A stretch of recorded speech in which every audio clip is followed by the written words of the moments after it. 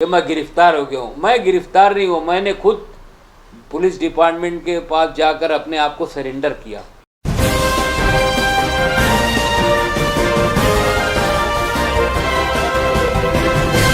मानव समाचार, मानवता के हक में। सबसे पहले तो मैं आप तमाम लोग का बहुत मशकूर हूँ कि आप लोगों ने जो है आज यहाँ मेरे एक बुलावे पे जो है आपने हाज़िरी दी।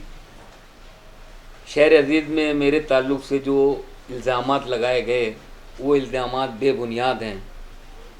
हमने बहुत पहले जो है एसपी साहब को एक कंप्लेंट दी थी कि हमारा लेटर हेड और हमारा आउटवर्ड रजिस्टर जो है वो चोरी हो गया है, और मेरे ताल्लुक़ से जो एक कंप्लेंट की गई कि मैंने अपने सोसाइटी के लेटर हेड पे 15 लाख रुपये जो है वो लिया है एक टीचर से, वो बोगस है, वो बेबुनियाद है।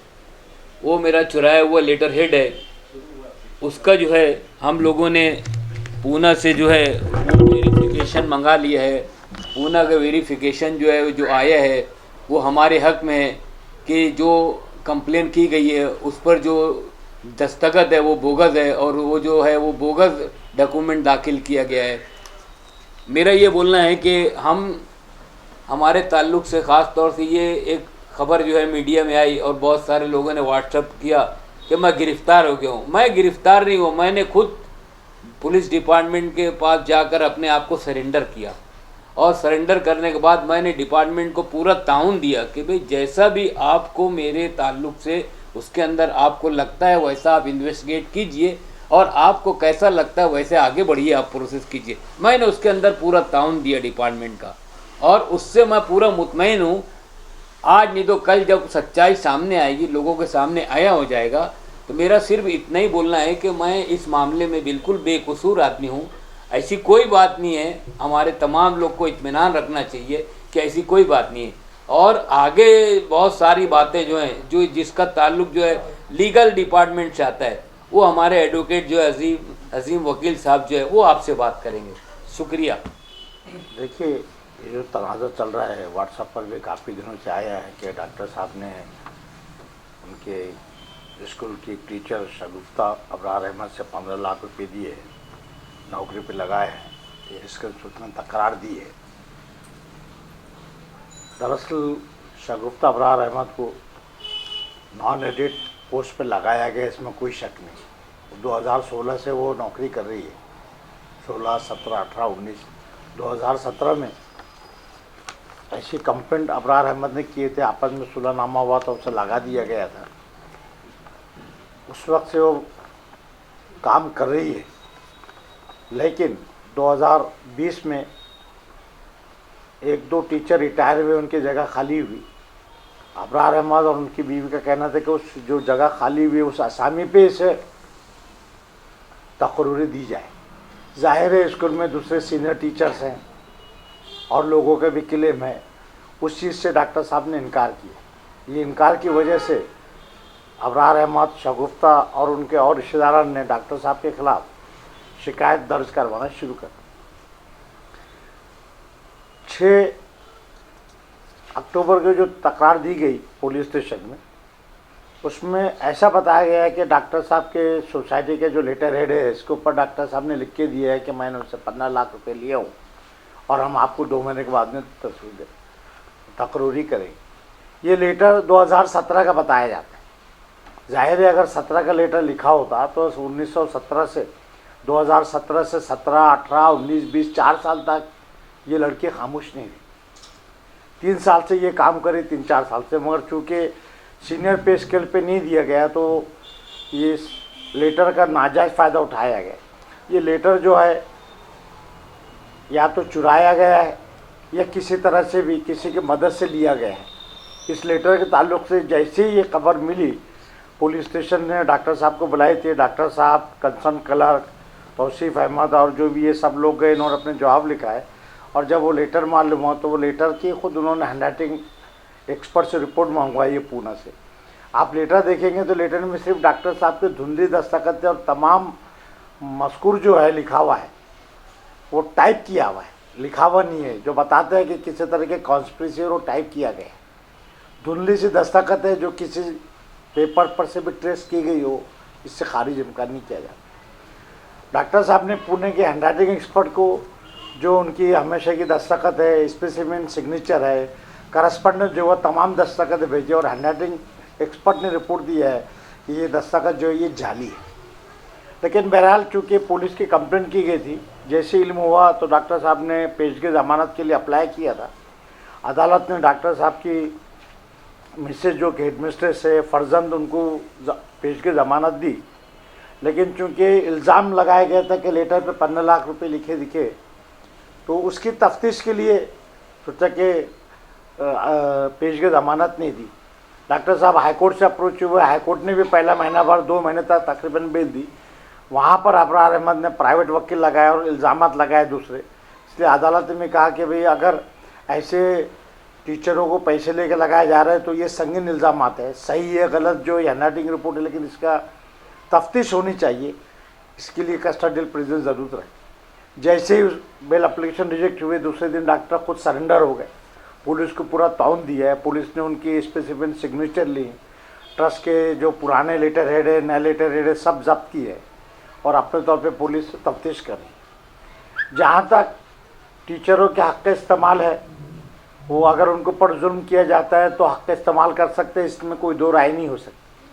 लेकिन जहाँ तक ये मामला है, इसमें कुछ ना कुछ कोलिजन दिखता है, एक साजिश दिखती है, किसी तरह डॉक्टर को फंसाया गया। और उसकी वजह यह है कि 2017 से एक टीचर काम कर रही है, 3 साल तक उसने किसी को तकरार नहीं दी, कोई शिकायत नहीं की, और अब अचानक ये लेटर हेड लेके आए और कहे कि पैसा लिया गया। जहाँ तक लेटर हेड के ताल्लुक से ये इसकी तफ्तीश चालू है। शुरुआत में जो तकरार दी गई थी, दरअसल मामला भी सेशन जज ने किया था, 2 महीने से एप्लीकेशन पेंडिंग है, पुलिस ने इसके ऊपर कोई अमल क्यों नहीं किया।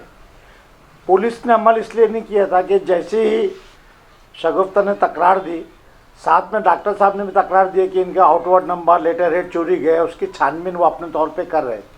लेकिन चूँकि अदालत ने कहा कि FIR रजिस्टर करो, इसलिए FIR रजिस्टर की गई। अभी तक छानबीन दोनों मामलों में चालू है। इस तकरार में आप देख सकते हैं कि पहले जो तकरार दी थी उसमें ऐसे इल्ज़ाम लगाए गए कि कोई नवीद प्राइमरी टीचर है, नवीद सगीर अहमद, और एक शादाब जो SSA में कारपोरेशन में काम करते हैं।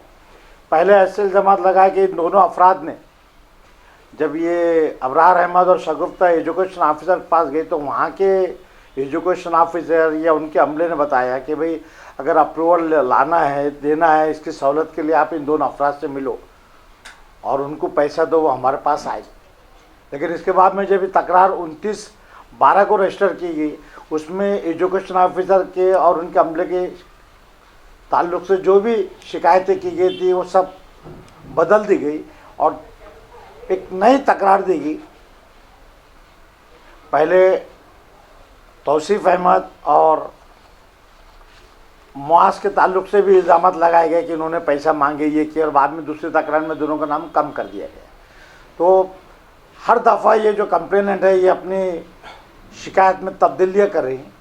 बहरहाल अदालत में सरेंडर होने के बाद में अदालत ने देखा है, तमाम कागजात की छानबीन की, सब रिकॉर्ड देखा और अदालत को दिखा है कि भाई ज़मानत देना चाहिए, इसलिए अदालत ने तफसीली ज़मानत दी।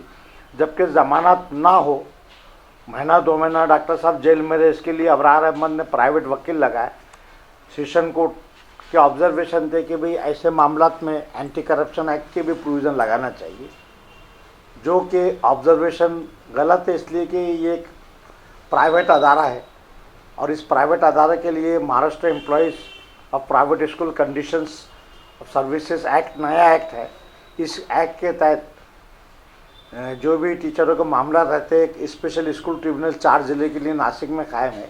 तो ये पब्लिक सर्वेंट में नहीं आती, प्राइवेट स्कूल होने की वजह से करप्शन के जो प्रोविज़न है वो लागू नहीं है। हाँ, अगर ये स्कूल बोर्ड की केस रहती और वो प्राइमरी स्कूल रहती तो करप्शन एक्ट लगने के चांसेस थे। उसी मुद्दे को लेके अबरार अहमद इन्होंने SP को भी तकरार दी है। SP ने उन्हें कहा कि भाई ये प्राइवेट स्कूल है, प्राइवेट स्कूल में लागू नहीं होते, लेकिन किसी तरह दबाव डालने की कोशिश की। बदकिस्मती से डॉक्टर साहब के कुछ ख़ानदानी मसाइल भी चल रहे हैं आपस के, उसमें भी कुछ ऐसे खबरें मिली हैं कि जहाँ तक लेटर हेड वगैरह है उनकी मदद से लिया गया है या इन्होंने कोई एक आध पुराने लेटर हेड पे से कॉपी कर ली, वो अल्लाह जानता है कि पुलिस तफ्तीश कर रही है। बहरहाल एक तरह की साजिश के तहत इस इदारे को बदनाम किया गया है। कुछ पुरानी बातें भी हैं जिससे दोहराई जा रही है और आप समझ सकते हैं कि सिवाय इस लड़की के और जितने स्टाफ है आज तक किसी ने शिकायत नहीं की। इस बात से भी आप समझ सकते हैं कि अगर एक आदमी पैसा लेता है तो कोई पढ़ा लिखा आदमी ऐसा, कानून की नज़र में रिश्वत लेने वाला रिश्वत देने वाला दोनों बराबर के मुजरिम हैं। एक बात ये भी समझी सकती है कि भाई रिश्वत लेके आप नौकरी ले रहे हैं, जो अच्छे टीचर है, जो काबिल टीचर है, जिनके अपॉइंटमेंट होना चाहिए, उनके पास पैसा नहीं है तो वो लोग रह जाते हैं। तो फरियादी की जो तकरार है ये भी सब झूठ पर मुबनी है। बहरहाल अभी जहाँ तक इस केस की तफ्तीश है पुलिस बारीकी से छानबीन कर रही, लेकिन चूँकि तालीमी इदारा होने की वजह से बिला वजह इस तालीमी इदारे की बुराई की जा रही है, बदनाम किया जा रहा है। इतना ही नहीं, इसके अलावा दूसरे मदारिस में भी बदनाम किया जा रहा है। तो ये गलत रविश इस्तेमाल की गई। जहाँ तक अबरार अहमद है, इनके ताल्लुक़ से बताया जाता है कि ये खुद भी एक मुजरिम रह चुके हैं। 12-15 करोड़ के सारी मामला जो हुआ था उसमें ये मुलविस थे, 1.5-2 साल जेल में रहे। आदमी तजुर्बाकार है। शिकायत में भी उन्होंने लिखे मैंने तमाम चीज़ें RTI में निकाल के दिए हूँ। जब SP पर जाते हैं तो उनकी बात की वो टेप कर लेते हैं। इस फैसले के दौरान कुछ आपस में बातचीत भी हुई, मेरे चैम्बर में भी आया। मैंने भी उन्हें कहा कि भाई आप इत्मीनान रखो, डॉक्टर साहब को, ट्रस्टीज को मैं समझाऊंगा। ज़मानत में आपने शिकायत की है तो आप बोल दीजिए हम विड्रॉ कर रहे हैं, इंशाल्लाह आपको लगवा लेंगे।